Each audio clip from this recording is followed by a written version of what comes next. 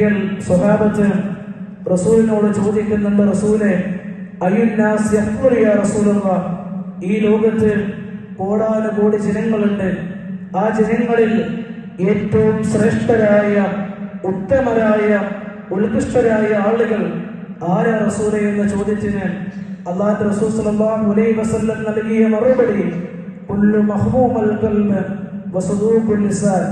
അത് കേട്ടയുടനെ സ്വഹാബത്ത് പറയുകയാണ്, സദൂഖുൽ ലിസാൻ നഅരിഫു യാ റസൂലല്ലാഹ്, അല്ലാഹുവിന്റെ റസൂലെ സദൂഖുൽ ലിസാൻ എന്ന് പറഞ്ഞാൽ അത് ഞങ്ങൾക്കറിയാം, നാവ് കൊണ്ട് കള്ളങ്ങൾ പറയാത്ത, യേശുവിനെ പറയാത്ത, പരദൂഷണം പറയാത്ത സത്യസന്ധമായ നാവിന്റെ ഉടമകളാണ് സദൂഖുൽ ലിസാൻ.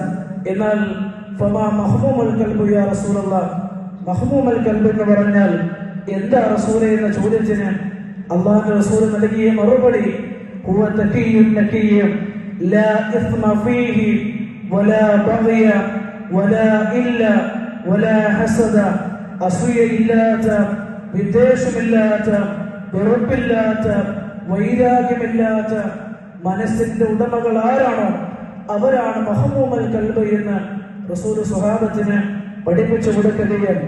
അതുകൊണ്ട് സഹോദരങ്ങളെ, ആത്മാർത്ഥമായി ഉണർത്താനുള്ളത് എന്റെയും നിങ്ങളുടെയും ആത്യന്തിക ലക്ഷ്യം സ്വർഗീയ പ്രവേശനവും നരകീയ മോചനവുമാണ്. ആ സ്വർഗീയ പ്രവേശനം നേടണമെങ്കിൽ, നരകമോചനം കരസ്ഥമാക്കണമെങ്കിൽ, പാരത്രിക വിജയം നേടിയെടുക്കണമെങ്കിൽ ശുദ്ധമാർന്ന തെളിമയാർന്ന ഹൃദയത്തെ വാർത്തെടുക്കാനും വളർത്തിയെടുക്കാനും എനിക്കും നിങ്ങൾക്കും സാധിക്കേണ്ടതുണ്ട്. അത്തരത്തിലുള്ള ഒരു ഹൃദയത്തെ വാർത്തെടുക്കുന്ന യഥാർത്ഥ മുത്തഖീങ്ങളിൽ, മുഅ്മിനീങ്ങളിൽ, സ്വാലിഹീങ്ങളിൽ അല്ലാഹു സുബ്ഹാനഹു വ തആല എന്നെയും നിങ്ങളെയും ഉൾപ്പെടുത്തി അനുഗ്രഹിക്കുമാറാകട്ടെ. വസല്ലല്ലാഹു അലാ നബീന മുഹമ്മദ്.